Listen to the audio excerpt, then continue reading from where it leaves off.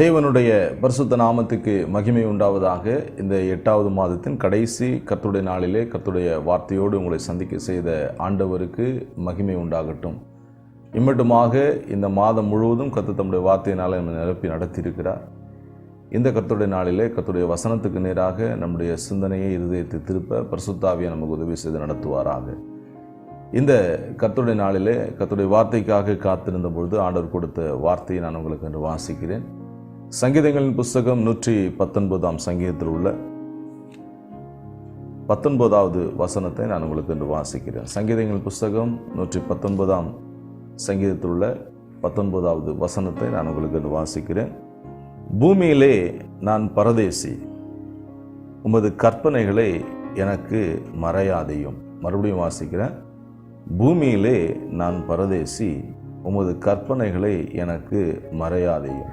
ஜெபம் செய்வோம். பரிசுத்த பிதாவே, இரக்கமுள்ள எங்கள் ஆண்டவரே, பரலோகத்தின் தகப்பனே, ஆசீர்வதிக்கப்பட்ட அருமையான இந்த நல்ல காலை நேரத்துக்காக ஸ்தோத்திரம். இந்த கர்த்தருடைய நாளிலே உங்களுடைய திருவாய் மொழிகளை கேட்க கர்த்தர் எங்களுக்கு கொடுத்த பாக்கியத்துக்காக ஸ்தோத்திரம். உங்களுடைய வசனத்தின்படியே எங்களை நடத்துவீராக. இந்த உலகத்தில் அந்நியரும் பரதேசியுமாக இருக்கிற எங்களுக்கு நித்தியமான ஒரு ராஜ்யத்தை ஆயத்தப்படுத்தி கொண்டு இருக்கிறீங்க. சீக்கிரமாக வந்து எங்களை உடைய நித்திய ராஜ்யத்துக்குள்ளே சேர்த்துக்கொள்ள போகிறீங்க. அதுக்காக உங்களுக்கு ஸ்தோத்திரம். உங்களோட தயவுள்ள சித்தத்தை எங்களுக்குள்ளே பூரணமாய் நிறைவேற்றி நடத்துவீராக. இயேசுவின் நாமத்தில் வேண்டுகிறோம் எங்கள் அன்பின் பிதாவே. ஆமேன், ஆமேன். தேவனுடைய பரிசுத்த நாமத்துக்கு மகிமை உண்டாகட்டும். கர்த்தர் கிருபையினாலே இந்த நேரத்தில் கொடுத்த இந்த வார்த்தைக்காக கர்த்தரை நான் ஸ்தோத்தரிக்கிறேன். கர்த்தர் கொடுத்த வார்த்தை நிச்சயமாக அவர் தம்முடைய வார்த்தையை நமக்குள்ளே நிறைவேற்றி நம்மை ஆண்டவர் தம்முடைய ஆசீர்வாதத்துக்குள்ளே நடத்துவார் என்பதில் எந்த விதமான சந்தேகம் இல்லை. இந்த 119 சங்கீதம் பரிசுத்த வேதாகமத்தில் மிகப்பெரிய ஒரு சங்கீதம், மிகப்பெரிய ஒரு அதிகாரம் என்று கூட நாம் எல்லாரும் அறிந்திருக்கிறோம். பிரியமானவர்களே, இந்த சங்கீதத்தை எழுதின இந்த சங்கீதக்காரன் சொல்கிறார், நான் பூமியிலே பரதேசி, அதனால நம்முடைய கற்பனைகளை எனக்கு மறையாதையும். இந்த பூமியிலே தன்னை பரதேசி என்று அறிந்து உணர்ந்து கொண்ட சங்கீதக்காரன், உமது கற்பனைகளை எனக்கு மறையாதையும் என்று சொல்லுகிறார். நீங்களும் நானும் இந்த பூமிக்கு பரதேசிகளாம். இந்த பூமியில் யாரும் ஆயிரக்கணக்கான ஆண்டு வாழ்ந்து விட்டதும் அல்ல, இனிமேல் வாழப்போகிறதும் அல்ல. ஒரு குறிப்பிட்ட நாட்கள் தான் கர்த்தர் நமக்கு இந்த பூமியிலே வாழ்நாட்களை நியமித்திருக்கிறார். மோசையின் சங்கீதத்தை நாம் வாசிக்கும் போது மனுஷனுடைய ஆயுசு நாட்கள் 70 வருஷம், பலத்தின் மிகுதியினால் 80 வருஷமாக இருந்தாலும் அதன் மேன்மையானது வருத்தமும் சஞ்சலமுமே.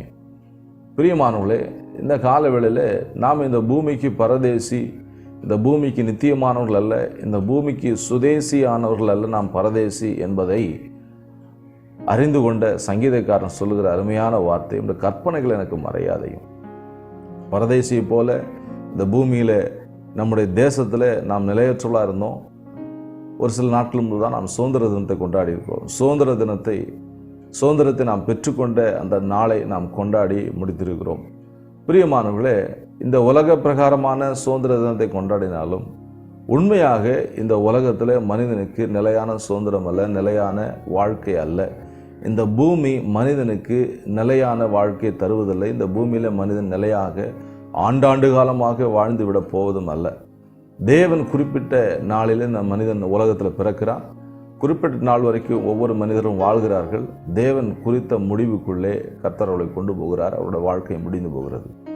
ஆனால் சங்கீதக்காரன் சொல்கிறார், இந்த பூமியிலே நான் பரதேசியாக இருந்தாலும் இந்த பரதேசி வாழ்க்கைக்கு பின்பு, முடிந்த பின்பு ஒரு நித்தியமான வாழ்க்கை இருக்கிறது என்பதை உணர்ந்த சங்கீதக்காரன், இந்த கற்பனைகளை எனக்கு மறையாதேன். அப்படி என்று சொன்னால் பரதேசியாய் வாழ்கிற இந்த நாட்களிலே, இந்த நாட்களுக்கு பின்பு ஒரு சுதேச வாழ்க்கையை, ஒரு நிலையான ஒரு வாழ்க்கையை தேவனுடைய கற்பனை நமக்கு போதிக்கிறது. அந்த கற்பனையை நாம் மறந்துவிட்டால் அல்லது தேவன் அதை நமக்கு மறைத்து விட்டால் நாம் நிலையான வாழ்க்கையை பெற்றுக்கொள்ள முடியாது என்பது அந்த சங்கீதத்தினுடைய முழுமையான விளக்கம். பிரியமானவர்களே, நாமும் கூட இந்த காலவேளையில் உணர்ந்து கொள்ள வேண்டிய முக்கியமான காரியம், தேவனுடைய சுதந்திரத்துக்குள்ளே நாம் பிரவேசிக்க வேண்டும். இந்த பரதேசியான வாழ்க்கை முடிவுக்கு வந்துவிடும் எப்படி இருந்தால் சொன்னாலும். ஆனால் இந்த வாழ்க்கைக்கு பின்பு நாம் நிலையான ஒரு இடத்துல இருக்க வேண்டும் என்பதை பரிசுத்த வேதம் நமக்கு ஆணித்தரமாக உணர்த்துகிறது. இந்த நாளுக்குரிய செய்தியும் அதுதான். சங்கீதங்களின் புஸ்தகம் 89 சங்கீதம் 47வது வசனத்தில் நமது ஜீவன் நிலையற்றது, நம்முடைய வாழ்க்கையும் நிலையற்றது என்பதை சங்கீதக்காரன் ஆழமாக உணர்த்துகிறார். இவ்வுலகத்தில் நாம் நிலையற்ற ஒரு வாழ்க்கை தான் வாழ்கிறோம், அதுதான் பரதேசி. இந்த உலகத்தில் நாம் நிலையானதாக எதையுமே பெற்றுக்கொள்ள முடியாது. சரீர ஆரோக்கியமும் சரி, நமக்கு கொடுக்கப்பட்ட வாழ்க்கையும் சரி, கர்த்தர் கிருபையாய் கொடுத்த ஆசீர்வாதங்களும் சரி, எதிலுமே நாம் நிலையற்று நிலைத்து விட முடியாது. நமக்கு நிலையான ஒரு ஸ்தலம் எதுன்னு சொன்னால் அது பரலோக ராஜ்யம் தான். அந்த பரலோக ராஜ்யத்துக்கு போகிற வழியை கற்பிப்பது தான் தேவனுடைய கற்பனைகள், ஆண்டவருடைய வாக்குத்தத்தங்கள், தேவனுடைய வசனங்கள்.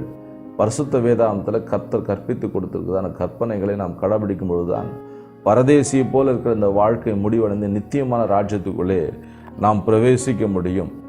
தேவனுடைய கற்பனைகளை அறிந்து அதன்படி வாழ கர்த்தர் நமக்கு உதவி செய்வாராக. கற்பனைகள் என்ன செய்கிறது? சங்கீதங்கள் புத்தகம் 119 சங்கீதம் 10 வாசினா, தேவனுடைய கற்பனைகள் அவருடைய வழியிலே நம்மை நடத்துகிறது. தேவனுடைய கற்பனைகள் எங்கே நடத்துகிறது? தேவனுடைய வழியிலே நம்மை நடத்துகிறது. இயேசு சொல்றார், நானே வழியும் சத்தியமும் ஜீவனுமா இருக்கிறேன். ஆண்டவருடைய வழி அது சத்தியமானது, உண்மையானது. அதுதான் நித்திய ஜீவனுக்குள்ளே நம்மை கொண்டு போகிறது. இந்த உண்மையை அறிந்து கொண்ட சங்கீதக்காரன் சொன்ன, கற்பனையை எனக்கு மறைச்சிடாதீங்கப்பா அப்படின்னு ஜெபிக்கிறார். இது நல்ல அருமையான ஒரு ஜெபம். தன்னுடைய நிலையை உணர்ந்து தேவனிடத்தில் ஜெபிக்கிற அற்புதமான ஒரு ஜெபம் தான் இந்த சங்கீதம் 119 சங்கீதத்தோட 19வது வசனம். நல்ல அழகான ஒரு ஜெபம். இந்த ஜெபத்தை நாமும் கூட ஒவ்வொரு நாளும் செய்ய வேண்டும். இந்த கற்பனைகள் நம்ம எங்கே நடத்துகிறது? அதுதான் இந்த நாளிலே கர்த்தர் நமக்கு செய்தியாக சொல்ல போகிறார்.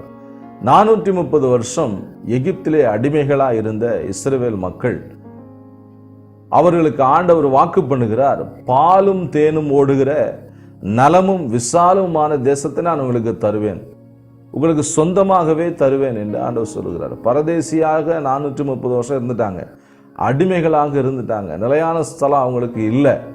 ஆனால் ஆண்டவர் சொல்றாரு, உங்களுக்கு நான் நிலையான ஸ்தலத்தை கொடுப்பேன், பாலும் தேனும் ஓடுகிற தேசத்தை கொடுப்பேன், நலமும் விசாலமான தேசத்தை கொடுப்பேன், செழிப்பான தேசத்தை உங்களுக்கு கொடுப்பேன்னு சொல்லி ஆண்டவர் வாக்கு பண்ணி அவர்களை பலத்த கையினால் ஓங்கிய புயத்தினால் எகிப்திலிருந்து விடுதலையாக்கி அவர்களை வெளியே கொண்டு வருகிறார். வெளியே கொண்டு வந்த உடனேயே பாலும் தேனும் ஓடுகிற தேசத்தை அவங்க கொடுத்துடல. அதுக்கு முன்பதாக அவர்களை வனாந்திர பாதையில் நடத்துகிறார்.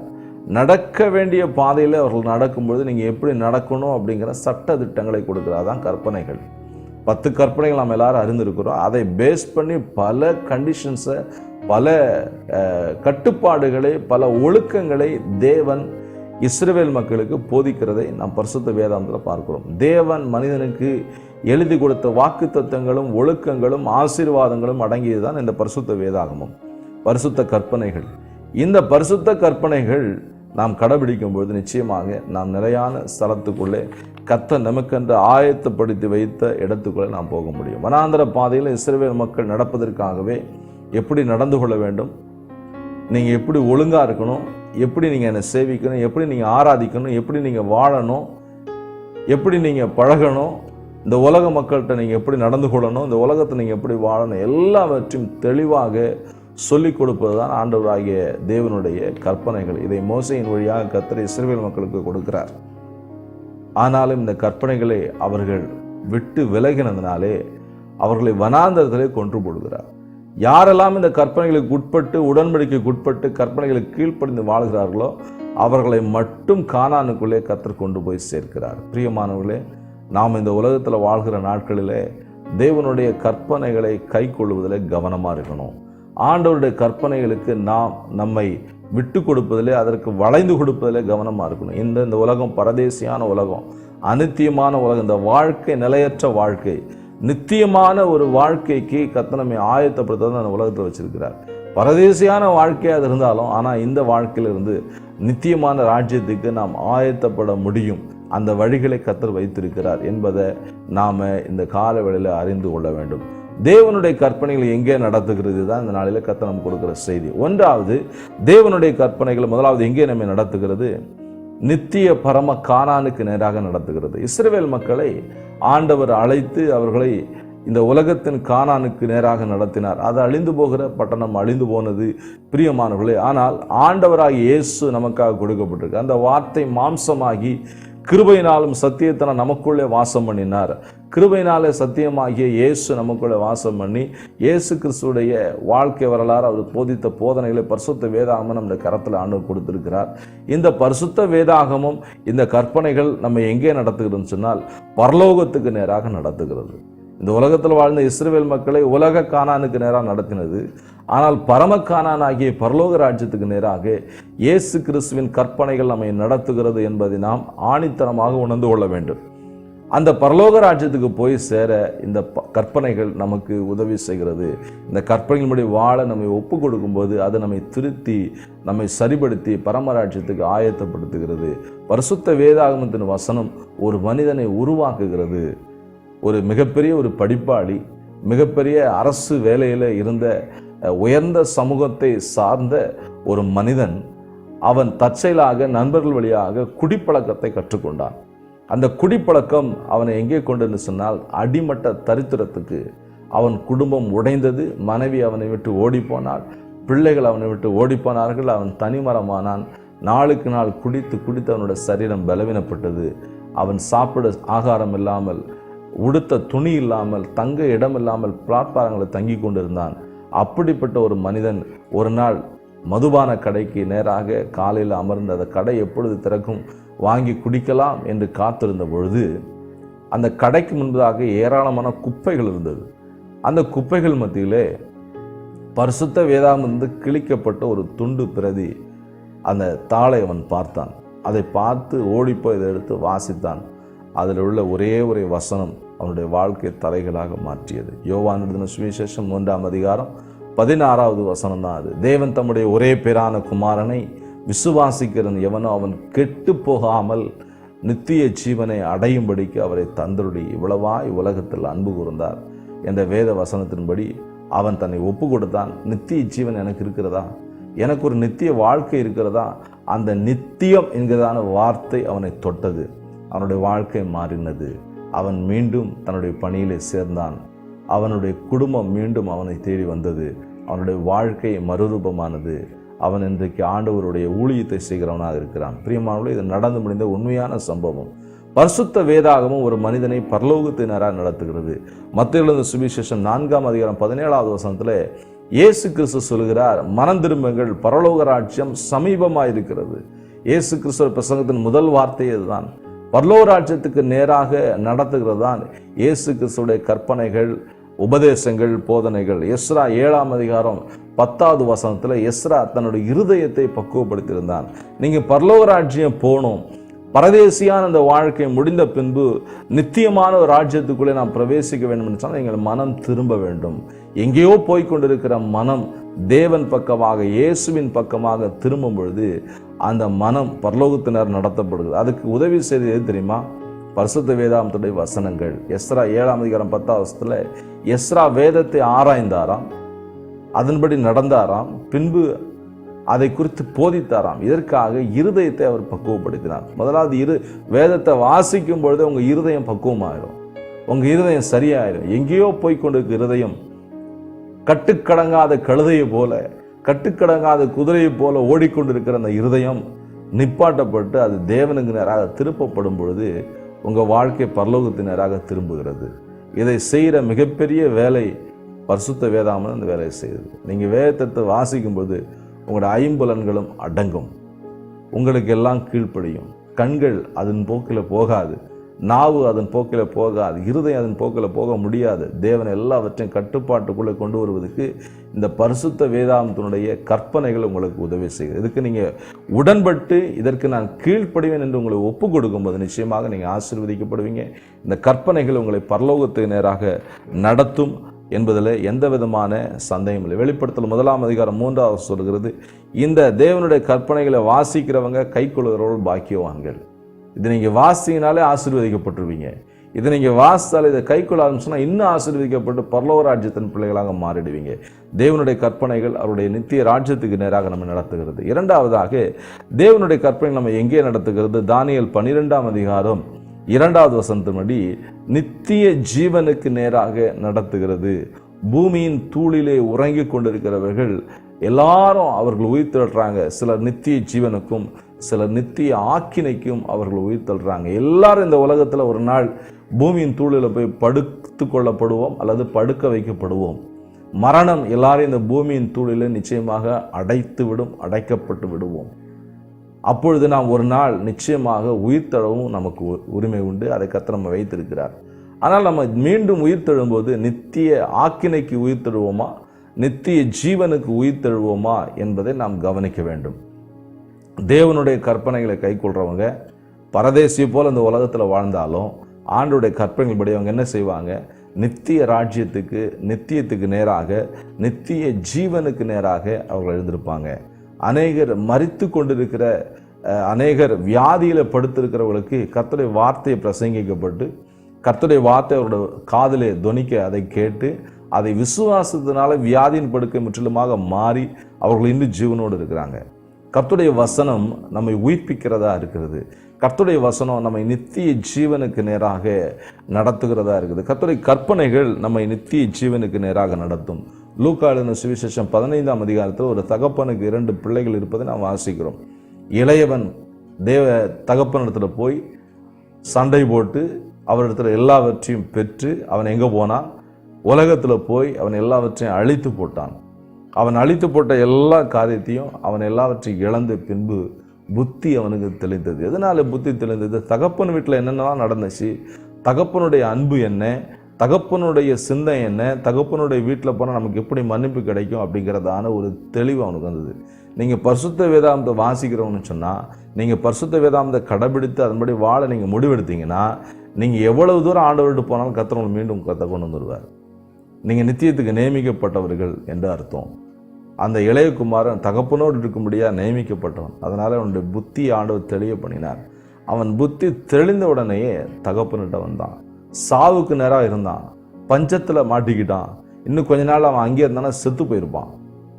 அவனை ஆண்டவர் சாக விடாமல் அவனை மீண்டும் தகப்பனடை நடத்துகிறார். பிரியமானவர்களே, பரிசுத்த வேதாந்த கற்பனைகள் நம்ம எங்கே நடத்தும்னு சொன்னால் நித்திய ஜீவனுக்கு நேராக நடத்தும், நித்திய வாழ்வுக்கு நேராக நடத்தும். சங்கீதங்கள் புத்தகம் 19ஆம் சங்கீதம் 8வது சொல்லப்பட்டிருக்கு, கர்த்தருடைய கற்பனைகள் தூய்மையும் கண்களை தெளிவிக்கிறமா இருக்கிறது. உங்களுடைய மனக்கண்களை தெளிவிக்கிறது தான் கர்த்தருடைய கற்பனைகள். தகப்பன் வீட்டில் என்ன, தகப்பனுடைய அன்பு என்ன, தகப்பனோடு நம்ம எப்படி நடந்துக்கிட்டால் என்னென்னலாம் கிடைக்கும் அப்படிங்கிறதான அறிவை கொடுக்குறது அந்த கற்பனைகள். நம்முடைய தகப்பனாகி ஆண்டவர் நம்ம எப்படி நடந்துக்கலாம், அவர்கிட்ட திரளான மன்னிப்பு உண்டு, திரளான மீட்பு உண்டு, அவரோட மனமகிழ்ச்சி உண்டு, அவரோட வீட்டில் எப்பொழுது சந்தோஷம் இருக்குது, அவர் வேலைக்காரர்களை எப்படி நடத்துகிறார், மகனை எப்படி நடத்துகிறார், எல்லாவற்றையும் அறிந்து நம்ம எல்லாவற்றையும் போதிப்பதான் தேவனுடைய கற்பனை. இந்த கற்பனைகளை அறிந்திருந்தோம்னா இளையகுமாரன் அறிந்தும் தகப்பனை விட்டு தூரம் போனான். ஒரு நாள் அவனுக்கு தெளிவு உண்டான். எதனால? இந்த கற்பனைகள் ஒரு நாள் உங்களை தெளிவிக்கும். இந்த கற்பனைகள் உங்களுக்குள்ளே இறங்குச்சுன்னா அது ஒரு நாள் உங்களுக்கு ஜீவனை கொடுக்கும். பிரியமானவர்களே, இந்த வார்த்தைகளை நீங்கள் ஏற்றுக்கொள்ளுங்க. நிச்சயமாக நீங்கள் ஆசீர்வதிக்கப்படுவீங்க. நித்திய ஜீவனுக்கு நேராக கர்த்தர் நடத்துவாராக. மூன்றாவதாக, தேவனுடைய கற்பனைகள் எங்கே நம்மை நடத்துகிறது? நித்திய மகிழ்ச்சிக்கு நேராக நடத்துகிறது. ஏசாயா 61ஆம் அதிகாரம் 7வது வசனத்தில் நித்திய மகிழ்ச்சிக்கு நேராக இந்த வேத பகுதியில் இயேசு கிறிஸ்து தன்னை பற்றி சொல்லுகிறார். தரித்திரருக்கு சுவிசேஷத்தை பிரசங்கிக்கும்படியாக நான் அனுப்பப்பட்டேன், கர்த்தருடைய ஆவியான மேல் இருக்கிறார், கட்டுண்டவர்களை விடுதலையாக்க கர்த்தர் என்னை அனுப்பினார், எல்லாவற்றையும் சொல்லிட்டு முடிவில் நித்திய மகிழ்ச்சி அவரோட தலைமையில் இருக்கும். இயேசு கிறிஸ்துடைய கற்பனைகளை கை கொள்றவங்க, இயேசு கிறிஸ்துடைய உபதேசத்துக்கு கீழ்ப்படுகிறவங்க, இயேசு கிறிஸ்துடைய உபதேசத்தின்படி தன்னை வாழ்க்கைக்கு ஒப்பு கொடுக்குறவங்க, அவருடைய தலைமையில நித்திய மகிழ்ச்சி இருக்கும். இன்னைக்கு அநித்தியமான மகிழ்ச்சி தான் அந்த உலகத்தில். 3 மணி நேரம் மகிழ்ச்சிக்காக திரையரங்கை தேடி ஓடுகிற மக்கள் ஏராளம் உண்டு. சொற்பமான மகிழ்ச்சிக்காக மதுபானத்தை நாடுகிறவர்கள், தங்களுடைய கவலைகளை மறந்து கொஞ்ச நேரம் நிம்மதியாக இருக்கலாம் அப்படின்னு நினைச்சு சாராயத்தை தேடி போகிறவர்கள், போதை வஸ்துகளை தேடி போகிறவர்கள் ஏராள மக்கள். பிரியமானவர்களே, நித்திய மகிழ்ச்சி எங்கே இருக்குன்னு கேட்டால் பரிசுத்த வேதாந்தத்தின் கற்பனைகளே. ஆண்டவரோடு இணைந்த வாழ்க்கையில நித்திய மகிழ்ச்சி இருக்கு. இயேசுவோடு இணைந்த வாழ்க்கையில் நித்திய மகிழ்ச்சி. இயேசுதான் சத்தியம், இயேசுதான் கற்பனைகள், இயேசுதான் நமக்கு வழி, இயேசுதான் நமக்கு உபதேசம். அவரை நீங்க பிடித்து கொண்டீங்கன்னா, அவருடைய கற்பனையின்படி வாழ உங்க ஒப்பு கொடுத்தீங்கன்னா நித்தியமான மகிழ்ச்சி, யாரும் கொடுக்க முடியாத எடுக்க முடியாத சமாதானத்தை மகிழ்ச்சியும் கர்த்தராகிய இயேசு கொடுக்கிறார். நித்திய மகிழ்ச்சிக்கு நேராக இந்த கற்பனைகள் நம்மை நடத்தும். பிரியமானவர்களே, இந்த வார்த்தை உங்களுக்கு நிச்சயமாக ஆசீர்வாதமாக இருந்திருக்கும். நித்திய மகிழ்ச்சிக்கு உங்களை ஒப்பு கொடுங்க. சங்கீதம் 119 சங்கீதம் 92 போது வேதம் என்னுடைய மன மகிழ்ச்சியை ஆராதிருந்தால் என்னோட துக்கத்திலே அழிந்து போயிருப்பேன். இன்னைக்கு துக்கத்தினால இந்த உலகத்தில் தன்னுடைய வாழ்க்கையை முடித்துக்கொள்ள ஏராளமான பேர். கடன் பிரச்சனையால் வருகிற துக்கம், வியாதியினாலே வருகிற துக்கம், உறவுகள் முறிந்ததினாலே வருகிற துக்கம், எதிர்பார்த்தபடி வாழ்க்கை இல்லையே என்கிறதான ஏக்கத்தினாலே வருகிற துக்கம், ஏகப்பட்ட துக்கம். ஆனால் ஆண்டவராய் இயேசு சொல்கிறார், உங்கள் துக்கம் சந்தோஷமாக மாறும். உங்கள் துக்கம் சந்தோஷமாக மாற்றுகிற வல்லமை எதில் இருக்கிறது? தேவனுடைய கற்பனைகளை, தேவனுடைய வசனத்தின் முழு உருவமாக இருக்கிற ஆண்டவராய் இயேசுவிலே உங்களுடைய துக்கத்தை சந்தோஷமாக மாற்றுகிற வல்லமை வெளிப்படுகிறது. நீங்கள் வசனத்தை வாசிங்கன்னா, பைபிளை வாசிங்கன்னா, கர்த்தரோடு இணைந்த வாழ்க்கை வாழ்ந்தீங்கன்னா, சத்தியத்தின் வழியில் நடந்தீங்கன்னா, உங்கள் வாழ்க்கையில் துக்கம் நிச்சயமாக சந்தோஷமாக மாறும். இயேசு கிறிஸ்துவோட ஸ்பெஷாலிட்டி நான் ஏற்கனவே சொல்லியிருக்கிறேன். இருந்தாலும் மீண்டும் இதை நான் பதிவு செய்ய விரும்புகிறேன்.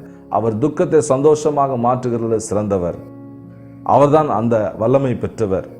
சாபத்தை ஆசீர்வாதமாக மாற்றுகிறவர், பாவியை நீதிமானாக மாற்றுகிறவர், கசப்பை இனிப்பாக மாற்றுகிறவர், இருளையெல்லாம் வெளிச்சமாக மாற்றுகிறவர், தீமையெல்லாம் நன்மையாக மாற பண்ணுகிற ஆண்டவராய் இயேசு. நீங்கள் ஒன்றுக்கும் கவலைப்படாமல் எல்லாவற்றையும் ஸ்தோத்திரத்தோடு கூடிய ஜெபத்தினாலே தேவனுக்கு தெரியப்படுத்துங்கள். அப்பொழுது எல்லா புத்திக்கும் மேலான தேவ சமாதானம், எல்லா புத்திக்கும் மேலான தேவ சமாதானம் மனுஷ புத்தினால இது கண்டுபிடிக்க முடியாது. எல்லா புத்திக்கும் மேலான சமாதானம்னா பரலோகத்துல ஒரு அந்த சமாதானம் எப்போ கிடைக்கும்? விசுவாசத்தினால கிடைக்கும். நீங்கள் ஜெபம் பண்ணி முடிச்சிங்கன்னா மிகப்பெரிய ஒரு அமைதி உங்களுக்கு வரும், மிகப்பெரிய ஒரு ஃபெய்த் உங்களுக்கு கிடைக்கும். அந்த ஃபெய்த்னால உங்களுக்கு எல்லா புத்திக்கும் மேலான தேவ சமாதானம் உண்டாகும். அந்த ஃபெய்த் என்ன? அந்த ஃபெய்த் வர காரணம் என்ன? தேவன் தீமை நன்மையாக மாற்றுவார். நமக்கு விரோதமாக தீமையாக இருந்தாலும், அடைக்கப்பட்டிருந்த வாசலாக இருந்தாலும் கர்த்தர் திறப்பார், நமக்காக அதை செய்வார். நீங்க அவர் விசுவாசிட்டீங்க இல்லையா? அது கர்த்தர் நிச்சயமா உங்களுக்கு செய்வார். கர்த்தர் உங்களை ஆசீர்வதிப்பார். கர்த்தர் வசனப்படி உங்களை நடத்துவாராக. நான் ஜெபிக்கலாம். பரிசுத்த பிதாவே, இரக்கமுள்ள எங்கள் ஆண்டவரே, பரலோகத்தின் தகப்பனே, ஆசீர்வதிக்கப்பட்ட அருமையான இந்த கர்த்தருடைய நாளிலே உங்களுடைய திருவாய்மொழிகளை கேட்க எங்களுக்கு கொடுத்த கிருபைக்காக ஸ்தோத்திரம். உங்களுடைய வார்த்தையின்படியே கர்த்தர் எங்களை ஆசீர்வதித்து எங்களை நடத்துவீராக. உங்கள் தயவுள்ள சித்தத்தை பூரணமாக எங்களுக்குள்ள நிறைவேற்றும் ஆண்டவரே. உங்களுடைய வேதம் எங்களுடைய மனமகிழ்ச்சி. பூமியில நாங்கள் பரதேசி, அதனாலே உங்களுடைய கற்பனைகள் எங்களுக்கு மறையாதையும். உங்களுடைய கற்பனைகளில் மறைந்திருக்கிற ஆசீர்வாதங்கள், உங்களுடைய கற்பனையின் பின்னணியில் இருக்கிறதான நன்மைகளை இந்த நாளில் எங்களுக்கு சொல்லிக் கொடுத்ததுக்காக உங்களுக்கு ஸ்தோத்திரம். உங்களுடைய கற்பனை எங்களை கர்த்தாவே நித்திய ராஜ்யத்துக்கு நேராக நடத்துகிறது. உங்களுடைய கற்பனை நித்திய ஜீவனுக்கு நேராக நடத்துகிறது. உங்களுடைய கற்பனை நித்திய மகிழ்ச்சிக்கு நேராக நடத்துகிறது. அதுக்காக ஸ்தோத்திரம். உங்களுடைய கற்பனைப்படி வாழ எங்களுக்கு உதவி செய்யும். உங்களுடைய வேதத்தை வாசிக்க தினந்தோறும் உங்களுடைய வேதத்தோடு இணைந்த வாழ்க்கையாக எங்களுடைய வாழ்க்கை இருக்க கர்த்தர் உதவி செய்து நடத்துவீராக. இயேசு கிறிஸ்துவின் நாமத்தில் வேண்டுகிறோம் எங்கள் அன்பின் பிதாவே. ஆமேன், ஆமேன். God bless you. கர்த்தரோடு இருப்பார், கர்த்தர் நடத்துவார்.